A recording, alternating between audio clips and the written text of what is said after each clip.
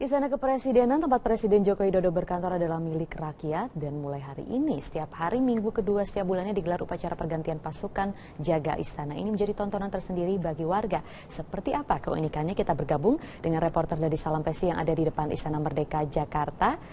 Ya Dade, jam berapa upacara pergantian penjaga istana ini akan dilaksanakan setiap bulannya? Baik Maria, bertepatan dengan hari ini 17 Juli 2016, setiap bulannya, lebih tepatnya setiap hari Minggu kedua setiap bulannya, pergantian pagelaran shift jaga Pas Pampres di lingkungan Istana Kepresidenan bisa dinikmati oleh masyarakat karena pagelaran pergantian jaga petugas pengawalan istana akan diberlangsungkan di depan Istana Merdeka yang ada di Jalan Medan Merdeka Utara. Dan tadi pagelaran dimulai tepat pada pukul 8 pagi waktu Indonesia Barat dan berlangsung selama 30 menit. Warga yang sedang menikmati Hari Bebas Kendaraan Bermotor atau Car Free Day di lingkungan Istana Kepresidenan juga langsung mengerumuni di sekitar depan Istana Merdeka untuk menyaksikan hal tersebut. Uniknya juga biasanya satu jalur di depan Istana Merdeka yang ada di Jalan Medan Merdeka Utara ini ditutup. Namun bertepatan dengan pagelaran tersebut selama 30 menit warga boleh masuk ke area di depan Istana Merdeka yang biasanya steril. Menurut Komandan Pas Pampres Maijen TNI Bambang Suswantono, ini ialah hal yang pertama kalinya diberlangsungkan di seluruh Istana Kepresidenan yang ada di Indonesia, dan ide ini bermula dari ide Presiden Joko Widodo sendiri. Harapannya tentu saja agar masyarakat bisa lebih dekat lagi dengan lingkungan istana yang merupakan kantor dari Presiden Republik Indonesia sehari-harinya dalam menjalankan roda pemerintahan.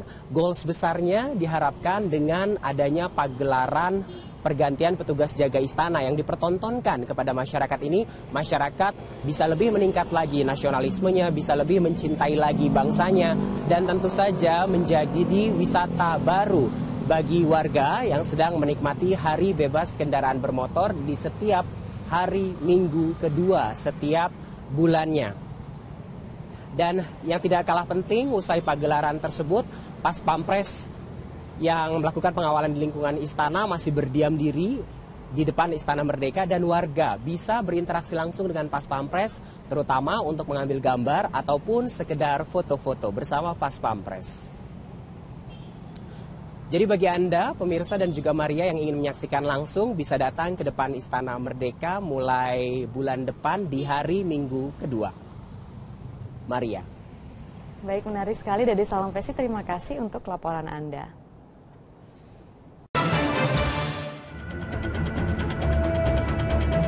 Partai Golkar menjadi parpol ketiga yang menegaskan dukungan kepada Basuki Cahayapurnama untuk berlaga di Pilkada Jakarta tahun depan.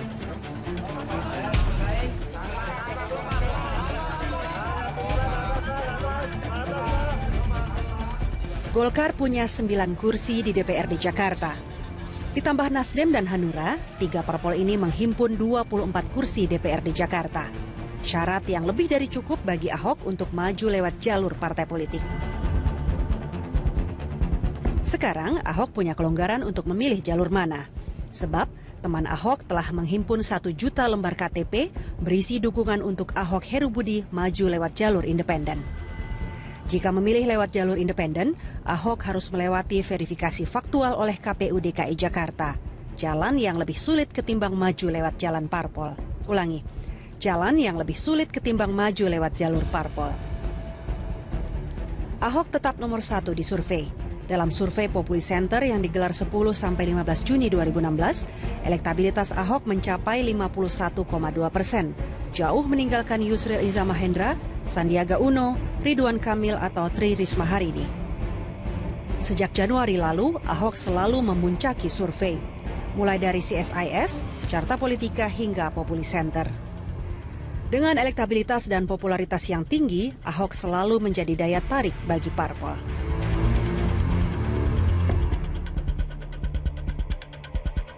Pemirsa, senang berjumpa kembali dengan Anda dalam DPS To The Point kali ini. Apa kabar Anda? Politik menuju Pilkada Jakarta tahun 2017 menempatkan Basuki Cahayapurnama sebagai narasi utama. Hingga sekarang, Ahok masih nomor 1 di sejumlah survei.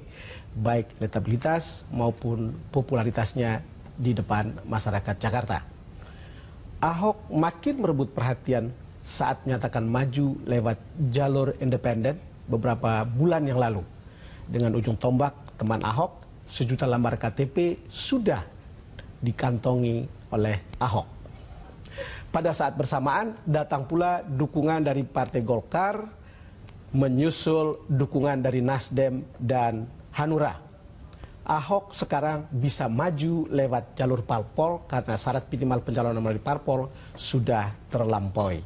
Untuk membahasnya, saya mengundang untuk kedua kalinya pengamat politik atau seorang pollster Yunarto Wijaya yang akrab dipanggil dengan nama Totok, Direktur Eksekutif Carta Politika. Mas Toto, terima kasih sudah datang lagi ke DBS To The Point. Kenapa Anda saya undang kembali? Maksud saya hanya supaya penonton bisa mendapat perspektif baru yang lebih update tentang Ahok. Ya. Dan saya harap mereka akan dapatkan setelah ada pertemuan ini. Saya ingat perbincangan kita saat pertama kali dan saya terkejut ketika Anda bilang Ahok itu masih di 2 kaki pada saat itu. Dan sampai sekarang sebetulnya justru lebih mantap ada di 2 kaki, bukan? Iya. Iya, saya tidak percaya bahwa kalau kita baca statement-statement yang dimiliki Ahok, bahwa Ahok kemudian bisa dikatakan pertama anti partai. Betul. Yang kedua sudah bisa memastikan jalur independen. Karena menurut saya kalau kita coba baca di bagaimana sejarah Ahok berpolitik, dia orang yang sangat dekat dengan partai, dia orang yang sangat ramah dengan partai. Walaupun lompat-lompat partai. Saya katakan sangat ramah, dia bisa ramah dengan partai apapun dalam konteks kita harus akui ya, dalam langkah taktis untuk menjadi calon kepala daerah. Itu terjadi di Belitung Timur, Bangka Belitung, dan juga sekarang di DKI. Begitu. Yang kedua, ada pernyataan yang saya ingat sekali ketika Ahok mengatakan ini proses resiko saya ambil. Kalau kemudian dalam proses pengumpulan KTP saya tidak berhasil mencapai sampai bulan Juni, dan partai-partai terlanjur marah, resikonya saya tidak bisa maju di 2017. Artinya apa? Ahok sebetulnya tidak kemudian anti partai. Ahok bahkan tetap berharap bahwa ada partai-partai yang bisa kemudian mencalonkan dirinya. Entah dalam konteks sebagai plan B apabila pencalonan independen tidak tercapai dalam konteks prasyarat, atau justru menjadi plan A. Menjadi plan A, bahwa posisinya sama-sama menjadi plan A antara independen dengan partai, tinggal Ahok memilih yang mana yang terbaik. Dan detik ini, kenapa kemudian seakan-akan mantap, lebih mantap di 2 kakinya? Karena dua-duanya prasyaratnya sudah terpenuhi. Independen sudah 1 juta, parpol sudah mencapai angka 24 kursi yang sudah memenuhi ambang prasyarat. Mas Toto, coba kita lihat dulu bagaimana statement Ahok, ini soal hubungan dengan partai tadi ketika dia ikut haul di tempat Ibu Megawati di Teguman. Pak, selain makan ngapain, Pak? Enggak, cuma ini doang. Oh, gimana? Ayo kasih jalan yuk. Jokowi. Oh, gitu. Terus, Pak? Pak, bentar. Pak. Jokowi ini orangnya Bu Mega. Ini temannya Jokowi, orangnya Bu Mega. Saya teringat pada statement Anda bahwa bagaimana lihainya Ahok memelihara hubungan dengan partai. Yang barusan ada ngomong. Iya, Ahok biar bagaimanapun tetap harus dilihat sebagai seorang politisi. Yang membedakan adalah apa yang dia sudah lakukan sekarang dengan tetap membuka peluang buat jalur independen, padahal elektabilitas sangat kuat. Padahal sudah ada sedan mewah yang katakanlah berupa partai yang siap meminang beliau. Tetapi yang ini ditunjukkan kan adalah saya tidak anti partai, tetapi dalam konteks hubungan saya dengan partai, saya sediakan standar yang tinggi. Tanpa mahar, tanpa transaksi jabatan kepala dinas, dan tanpa embel-embel macam-macam yang dianggap sebagai bentuk politik transaksional. Detik ini kita lihat itu sudah tercapai pada titik tertentu. Sehingga kemudian yang tinggal kita lihat adalah Ahok akan memilih. Ya, itu dia. Itu saja. Tetapi ketika dia memilih partai pun, dia sudah tunjukkan, saya tidak mengemis, saya tidak transaksi, dan apapun yang saya pilih tetap dilihat dari kondisi seperti ini. Kalau kita bicara bargaining politik, tawar-menawar politik, Ahok berada dalam posisi yang sangat seksi, baik maju lewat jalur independen maupun melalui partai, bukan? Kalau lihat itu, kalau kemudian Anda sampai pada satu kesimpulan akhir ketika lihat manuver, berdasarkan manuver yang kemarin-kemarin sampai sekarang, Ahok akan memilih apa? Saya lebih melihat kecenderungan untuk masuk dengan partai. Karena kalau kita sebelum Anda teruskan, saya ingin menekan kecenderungan untuk memilih melalui partai. Betul. Nah, lanjut. Ya, saya pikir jelas kalau kita coba baca bagaimana rentetan Ahok kemudian sampai pada persimpangan yang membingungkan sebagian orang-orang yang sudah menyerahkan KTP, Betul. membingungkan orang-orang yang sudah menyatakan diri menjadi pendukung Ahok, termasuk para pengamat. Teman Ahok bagaimana? Ikut bingung atau? Kalau menurut saya malah indikasi bahwa Ahok sangat mungkin sekarang berbalik ke partai ketika teman-teman Ahok sudah sebetulnya mengeluarkan beberapa pernyataan implisit. Pertama, apapun yang kita pilih, apapun yang Pak Ahok pilih, kita akan backup. Apapun yang Pak Ahok pilih akan di backup. Betul, itu poin pertama. Poin kedua, kami ingin mengingatkan, dari teman-teman Ahok kemudian mengatakan, kami ingin mengingatkan bahwa tujuan awal kami mendirikan teman Ahok dan menyediakan jalur independen, mengantar Ahok, mengamankan Ahok yang saat itu bertarung dengan DPRD dan hampir tidak ada partai yang bersahabat. Daripada orang yang baik dan berintegritas ini kemudian tidak bisa maju, kami sediakan kendaraan lain begitu. Jadi dua kalimat implisit ini menurut saya sudah menyiratkan bahwa terbuka ruang yang sangat besar buat Ahok untuk pindah ke partai. Bahkan orang yang sudah bekerja mati-matian untuk 1 juta KTP pun sudah menyatakan silahkan Pak Ahok kalau memilih jalur yang Nanti kita akan lanjutkan soal silakan Pak Ahok ini. Tapi saya pernah menginterview Ahok di Balai Kota. Saya kira mungkin juga Anda, mudah-mudahan Anda sudah menonton soal Mercedes-Benz yang disediakan. Ya. Coba kita lihat. Ya sudah, akhirnya saya minta seminggu. Ibu bilang nggak bisa, partai ada mekanisme. Ya sudah Bu, kalau itu izinkan saya ikut anak-anak. Saya udah bicara sama anak-anak ini ibu saya sudah kasih saya Mercedes-Benz ini untuk keluar kota, S-Class. Sopir lengkap, tinggal tidur sampai. Kalian ngajak saya naik bus, busnya jurusannya mesti ganti-ganti terminal lagi. Kita nggak tahu berhenti di mana. Saya bilang sama mereka, kalian nggak salah. Nggak lebih baik ikut ini lebih aman. Terus dia jawab saya gini, begini loh Pak, anak-anak ini kan. Saya juga nggak kenal mereka sebenarnya. Kalau naik mobil mewah, Bapak sendirian. Kalau naik bus, bareng rame-rame, dia bilang. Mas Toto dengarkan statement Ahok, artinya riwayat hubungannya dengan Ibu Mega soal pilihan independen ini. Saya sengaja menampilkan ini untuk memperlihatkan bagaimana hubungan Ahok dengan teman Ahok. Kira-kira akan seperti apa mengatakannya, sehingga no one losing face untuk kemudian bisa menerima ini sebagai sebuah win-win. Yang penting kan Ahok jadi gubernur, bukan? Iya, betul. Akan seperti apa caranya? Menurut saya begini, ketika analoginya adalah Mercedes-Benz dengan kemudian bus umum begitu ya. Kalau Ahok akhirnya menggunakan Mercedes-Benz, pertanyaannya apakah kemudian bus ini akan ditinggalkan terlantar begitu saja? Kan belum tentu tidak. Jangan-jangan dia akan iring-iringan menjadi bagian dari rombongan besar yang di depannya memang menggunakan Mercedes-Benz. Sebelum Anda lanjutkan, saya teringat pada cara Jokowi memperlakukan relawan.